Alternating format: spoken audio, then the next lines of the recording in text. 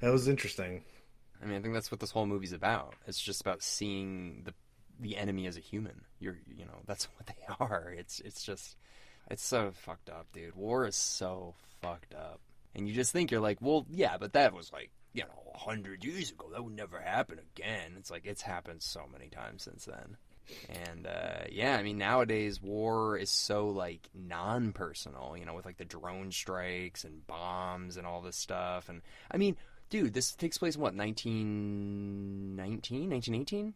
Yeah, something like that. Yeah, dude, flight was invented like not even 20 years before that. It was like 1903 when airplanes were invented. So like they're saying in this movie, they're like, you cease all attacks on land, sea, and air. And you're like, damn, dude, like, so somebody invented the airplane. Like, hey, this will be fun. Like, oh my God, we can get from like, North Carolina to South Carolina in like an hour. This is great.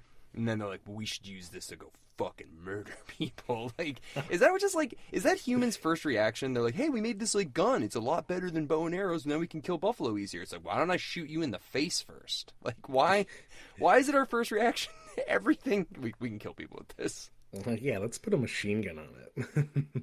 Right, though? Like, I don't know. So, yeah, so like 20 years before this, the airplane didn't even exist. And here we are, 100 years after the end of this war.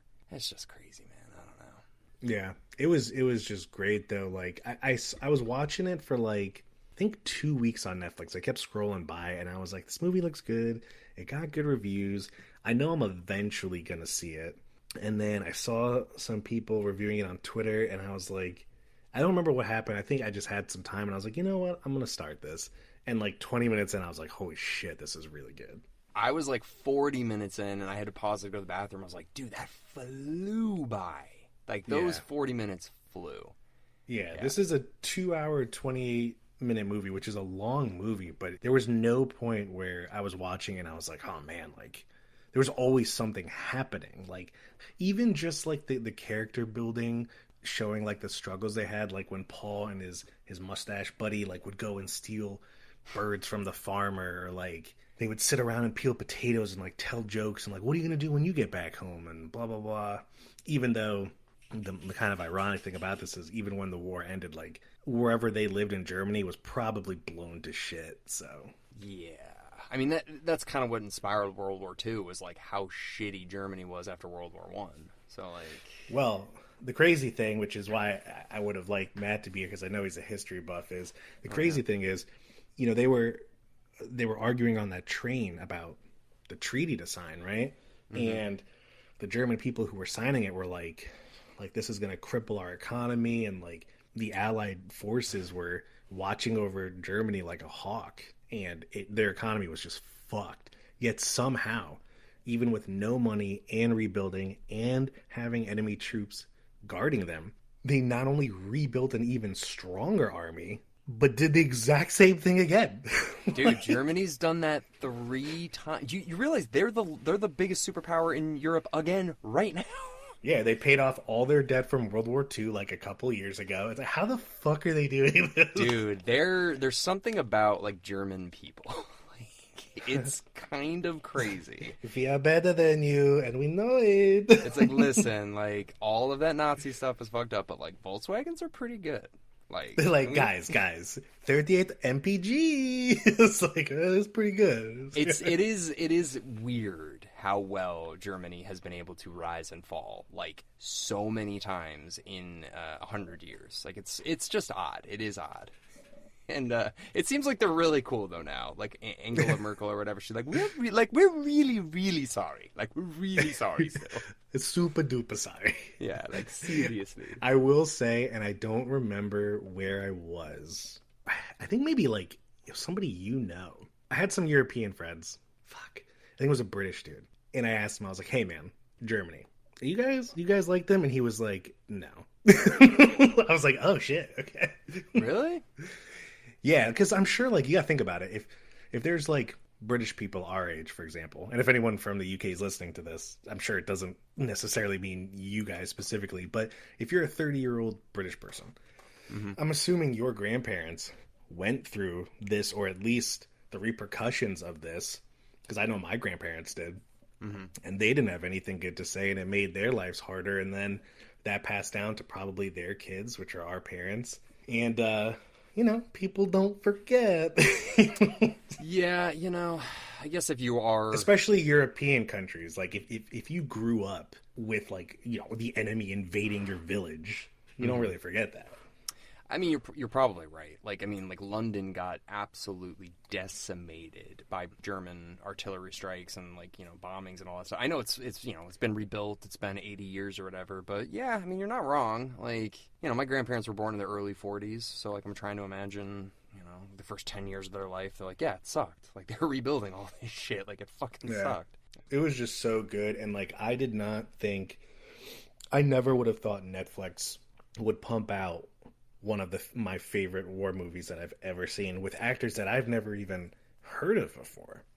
I mean, this legit might win Best Picture. I mean, it might get nominated for Best Picture. It's got to win something, dude. I mean, maybe like Best Foreign Film on Netflix or Foreign Action Film or something.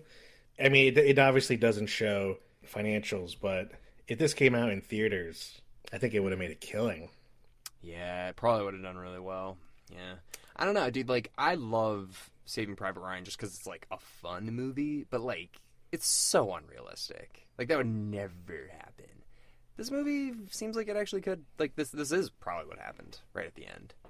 Yeah, filmed in Belgium, Czech Republic, Prague, and Germany, which is pretty cool. Yeah. Let me see here. Official submission. It was submitted for the Best International Feature Film category of the 95th Academy Awards for 2023. Best International Feature Film. Okay. So every year there's the best foreign film or whatever. So yeah, they submitted for that. So I mean, I haven't seen the other ones. I don't know what else is nominated yet, but it's a good one. This one is a good one. Go check it out. I haven't seen the original one, but I did watch some of the footage last night, like just to see the comparisons or whatever. Dude, that movie looks pretty good too. From like 1930, yeah. Like how crazy some of the shots they got were, and no extras, no special effects. Like it's real, like what they're doing. So that movie came out in 1930, man. Yeah, black and white. Oh yeah. It's black and white. It looks intense though. I mean, all the scenes are very similar. Like remember in the beginning when they all go into the like the trench or whatever, and it collapses, and they're all like, "Be quiet," and the one guy's like freaking out, and he goes to leave, and so they show that scene in the 1930s version. I'm like, yo, those people are dead. Like those aren't actors. Like they just killed those people. Well, there's the movie that came out in 1930, and then there's a TV movie version that came out in 1979, and that has Richard Thomas, which is the kid from It, and then also Bilbo Baggins in it. Really? Yeah, look on IMDb. It's the 1979 version. Billy, the kid from It, is Paul.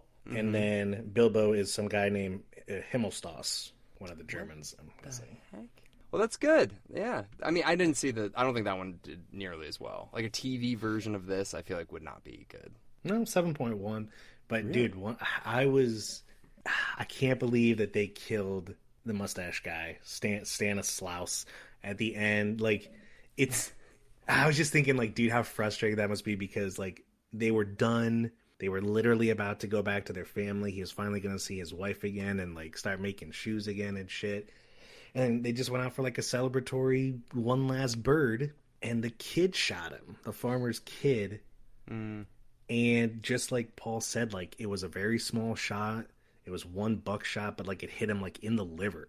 Yeah. And that's why it had the dark blood, and it killed him. And you could tell the look on Paul's face when they went back for that attack, and the Germans who were saying like no, and they shot him against the wall, and that's why Paul just pushed the other kid, like, just go. Like, you could tell on his face, like, he just didn't seem like he cared if he died anymore. Like, he just wanted to be done with it. Oh yeah, I mean, because everybody close to him had died except for the mustache guy, and he's like, finally, I've got like this guy at least. But that's the other thing. Like, let's say mustache guy survived, they would have had to go into that final battle again. Either way, so mustache guy could have died there too. Mustache guy, or whatever his name's, Cats. Yeah, Cats could have died there. Yeah, dude, that, god damn it, I was so sad for Paul. I thought he was gonna go back and kill the farmer kid. Oh, I didn't know what was gonna happen, dude. I was not I knew somebody was gonna come out, but I didn't think it was gonna be that little kid. He made that face though when they showed him. He's just like, I'm gonna fucking, you stole another goose from my dad. When Katz was aggressively walking out of the forest and he was like, we should go, I thought what had happened was you were going to see a scene where he grabbed the shotgun from the kid and killed the kid. because like like his life was threatened, and that's why they were like, we gotta get out of here. We just killed like a German kid, but then you find out he was shot, and I was like, damn. I think he killed the kid. I think he probably went for the gun. He shot the guy, and then the guy took the gun and just beat the kid to death. And he's like, all right, we gotta get the fuck out of here. That could have happened too. Yeah, they didn't show what happened. I'm not sure if they didn't show it because the kid got away, or they didn't want to show like a dead kid in Netflix or something. I don't know. I don't know. I mean, I don't think it is really that important, but I just don't get the feeling that guy got shot and then the kid ran away and the guy was like, yeah, you're fine. You can just get out of here. I don't know. Maybe he did. Any last thoughts before the review? No. I think it's a great film. I think everybody, if you like war movies, definitely check it out. It's very good war movie. One of the best in years. So, yeah, loved it. So 7.8 IMDb, what would you give it? Ooh. Yeah, I'm going 8, bro. I like this. This is a sick movie. I'm going to go 9. Real high. Oh my God. Yeah, I think this was historically a great story. If you're a history buff, if you're a war movie buff, if you're specifically a World War I, World War II buff, where you like the trench warfare. I mean, it really hit the nail on the head in so many aspects. And now that Jim Carrey's retired from acting, in the new Sonic movie, we have a Robotnik. So we're good. We're good. Yeah, this guy was perfect. So yeah, he did. If he had a big orange mustache, he did have a big orange mustache. Yeah, but I mean like bigger, like Robotnik bigger. Right, keep growing it now. He's fine. But yeah, no, this was very good movie. I almost want to see like a behind the scenes to see like what was CGI, what was real. Like I don't know, dude. I'm very into this movie. So yeah. Anywho, I don't know what's our next movie. Did you pick what we're doing? No, it's a surprise. Oh, okay. All right. Okay. Well, everybody, thank you very much for listening into our episode today on All Quiet on the Western Front. If you haven't had a chance yet, we released our episode on Gremlins 2 for Wheel of Horror on Monday, and then this upcoming Monday we have 28 Days Later with Justin Wellickson also as the guest. So you can check that out on Monday. Otherwise, we'll see you guys all next Friday with a surprise movie that we don't even know what it is yet. So, see you then.